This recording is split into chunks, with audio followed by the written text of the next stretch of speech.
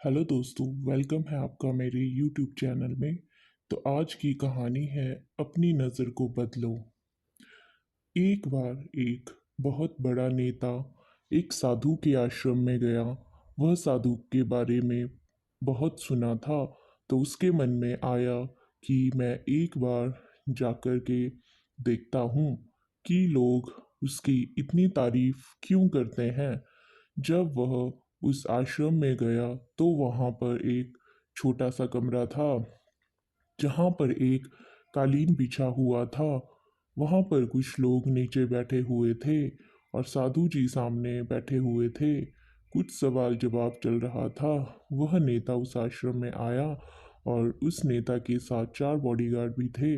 और वह उसकी यह आदत थी कि जहाँ पर भी जाता था लोग अपनी जगह से खड़े हो जाते थे और उसकी तरफ देखते थे, हाथ जोड़ते थे और सर झुकाते थे। लेकिन यहाँ पर ऐसा कुछ नहीं हुआ। साधु व्यस्त होने के कारण उसकी तरफ देखा तक नहीं। तभी नेता को लगा कि यह मेरी बेइज्जती है और वह इस बात से गुस्सा हो गया। नेता ने थोड़ा गुस्से से साधु की बात को बीच में काटते हुए कहा कि मैं आपसे कुछ कहना चाहता हूँ। साधु ने उसकी तरफ देखा और बोला, आप थोड़ी देर रुकिए, पहले मैं इनके सवाल का जवाब दे दूँ, उसके बाद मैं आपसे बात करता हूँ। तब तक आप अगर चाहे तो आप बैठ सकते हैं। बस साधु का इतना कहने की ही देर थी, नेता का चेहरा गुस्से से लाल हो गया और फिर उसने अपना सारा गुस्सा उस साधु पर निकाल दिया। तो अभी तक वह नेता बहुत तमीज से आप करके बात कर रहा था, लेकिन अब वह तू तड़ाक पर उतर आया। नेता ने उस साधु को कहा, तुझे पता भी है मैं कौन हूँ और तू किससे बात कर रहा है।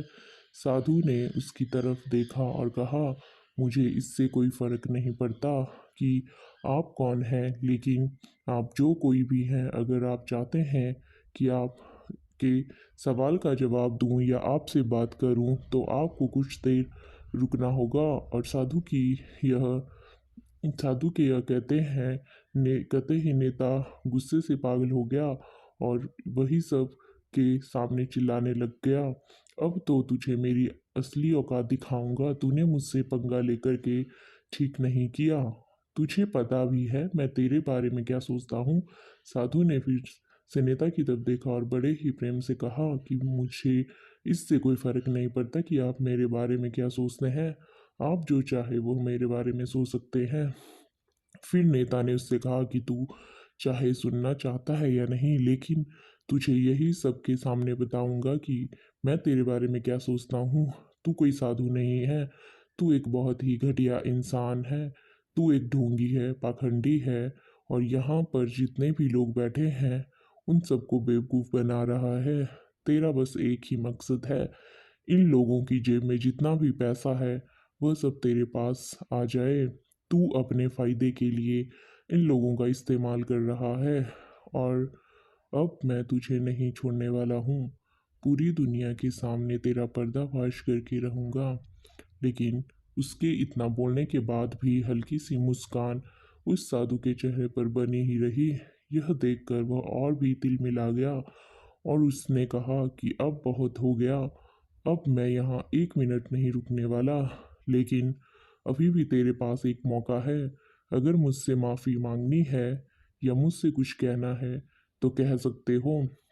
इतना सब होने के बाद भी साधु के चेहरे पर एक मुस्कान थी और वह बिल्कुल शांत था। और फिर उन्होंने अपनी आंखें बंद करी और फिर साधु ने अपनी आंखें खोली, हाथ जोड़े और कहा कि मुझे आपसे कोई गिला शिकवा नहीं है। आपके लिए मेरे मन में कोई भी गलत ख्याल नहीं है।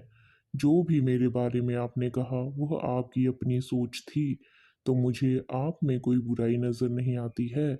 मुझे आप में बहुत ही भले इंसान लग रहे हैं। और साधु के इतना कहते ही नेताजी का दिमाग 7वें आसमान पर पहुंच गया।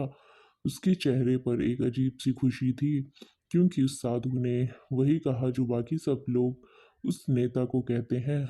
और वह खुशी खुशी उस आश्रम से अपने घर की तरफ चला गया और जा कर के अपने पिताजी के साथ में बैठ गया। उसके पिताजी ध्यान में थे। उन्होंने पूरी जिंदगी सिर्फ अपने लोगों की सेवा करी और बदले में कुछ भी उम्मीद नहीं किया। तो थोड़ी देर बाद जब उन्होंने अपनी आंखें खोली और देखा अपने बेटे को अपने साथ बैठे हुए, तो उनके बेटे के चेहरे पर आज एक अजीब सी खुशी थी जो आज से पहले उन्होंने कभी नहीं देखी थी। फिर उसने एक एक करके सब कुछ बताया, आज क्या हुआ, किस तरह वो आश्रम गया और वहाँ पर क्या हुआ, उसने क्या कहा और साधु जी ने क्या कहा।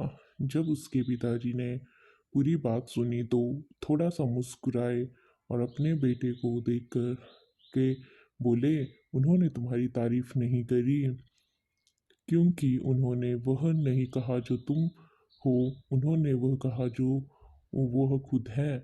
और तुमने जो भी कुछ उनको कहा वो नहीं कहा कि जो वो हैं, बल्कि तुमने वह कहा जो तुम खुद हो।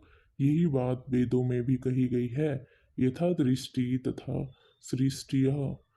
इसका मतलब है दुनिया तुम्हें वैसी नहीं दिखती जैसी वह दुनिया है, यह दुनिया वैसे दिखती है तुम्हें जैसे तुम खुद हो। जिसकी नज़र जैसी है उसके लिए यह दुनिया वैसी ही है। तो अगर तुम अपनी दुनिया को बदलना चाहते हो तो उसका सिर्फ एक ही तरीका है, अपनी नज़र बदलो। तो दोस्तों, कैसे लगी आपको यह स्टोरी, कमेंट करके ज़रूर बताना और चैनल को लाइक शेयर सब्सक्राइब ज़रूर करें। Thank you so much.